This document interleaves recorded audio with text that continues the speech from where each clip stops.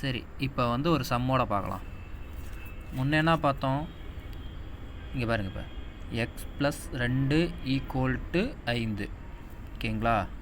இப்போ இந்த ப்ளஸ் 2ன்னு இருக்குது. இந்த ப்ளஸ் 2 இந்தாண்ட வந்தால் என்ன ஆகும்? ப்ளஸ்ஸுங்கிறது பார்த்தீங்கன்னா மைனஸாக மாறும். அப்போ இந்த ப்ளஸ் 2 அப்படிங்கிறது இந்தாண்ட வரும்போது -2. இந்த எக்ஸு இந்த ஈக்குவல்ட்டு இந்த இடத்துல 5. இந்த 2 மட்டும் ப்ளஸ் 2 இந்தாண்ட வந்து -2ஆக மாறும். இப்போ 5 2 போனால் 3. அப்போ எக்ஸ் = 3ங்கிறது வேல்யூ. இப்போ அதேமாரியே y - 6 = 10. இந்த மைனஸ் அப்படிங்கிறது இந்தாண்ட வந்தால் என்ன சொன்னோம்? ப்ளஸ்ன்னு சொன்னோம். அப்போ இந்த y = இந்த 10, இந்த மைனஸ் இந்தாண்ட வந்தால் ப்ளஸ்ஸு 6 = 16. அப்போ y = 16. இப்போ அடுத்தது இங்கே பாருங்கள், இந்த 3y = 6ன்னு இருக்குது. இந்த 3yனா இந்த ரெண்டுக்கும் இடையில் பெருக்கல் இருக்கிறதா அர்த்தம். இங்கே பாருங்கள், 3 பெருக்கல் y தான் 3y.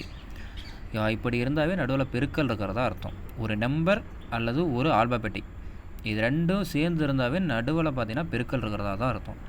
அப்போ இந்த ஒய்யை அப்படியே வச்சுக்கிட்டு 6/3, ஏன்னா இங்கே பெருக்கல் இருக்குது. அப்போ பெருக்கல் இருந்தால் இந்தாண்ட வரும்போது என்னான்னு பார்த்தோம்? வகுத்தல்னு பார்த்தோம். அப்போ வகுத்தல் 3 போட்டோம். 6/3 = 2. இல்லை இப்படியும் எழுதலாம். அதாவது ஒய், இந்த 3yயில் ஒய் இங்கே வச்சுக்கிட்டு ஈக்குவல்ட்டு இந்த 6, இந்த பெருக்கல் அதாவது 3ங்கிறது இந்தாண்ட வரும்போது பெருக்கல் 1/3ஆக மாறும், 1/3ஆக மாறும். இது ரெண்டையும் அடித்தாலும் 2 ஆன்சர். So 2 accurate.